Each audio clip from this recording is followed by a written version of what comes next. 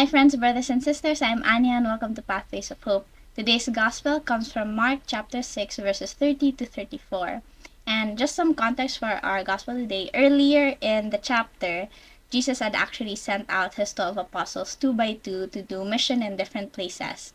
And here in our gospel, they are coming together after that mission. And so it says that the apostles gathered together with Jesus and reported all that they had done and taught. He said to them, "Come away by yourselves to a deserted place and rest for a while." Rest a while.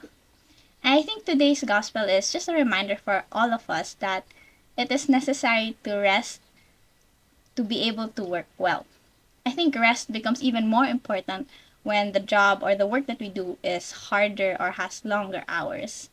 Imagine our doctors today. There's actually a limit on how many hours they are allowed to work, and that limit is around 80 hours a week. And that has been set because when they work longer than that, their attention and their focus dwindles. They can't give the quality of service that they can if they are not well rested. And it goes even with a regular 9 to 5 job or even school. It's important for us to rest so that we can also work well. That's why today, 'di ba, it's so familiar to us, the term work-life balance.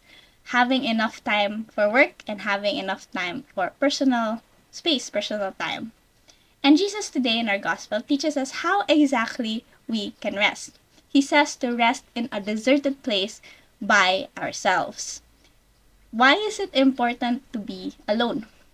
In other translations, Jesus says, "Come with me," actually, instead of "come away."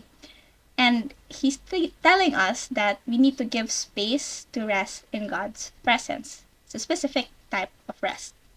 Last weekend, I had the opportunity to join a silent retreat in our community. And it was my first time doing a silent retreat. And I learned and I experienced how restful it really is when you can be alone and just pray. It doesn't even have to be like the active type of prayer where you're in constant communication with God, you're praying words, but even just simply reading one Bible verse and reflecting on it the entire day. You can continue to do what you need to do for that day, but having that Bible verse or that prayer in the back of your mind every day.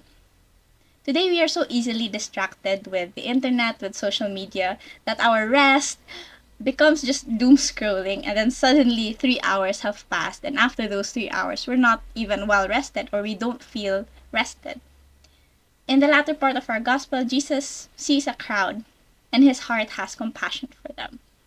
And that's how Jesus also sees us today. He sees our hard work and he reminds us how we can rest in his presence.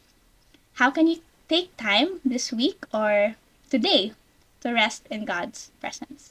If you've been blessed by this short reflection, remember to like and share Pathways of Hope to your friends and loved ones. Again, I'm Anya. Thank you and God bless you.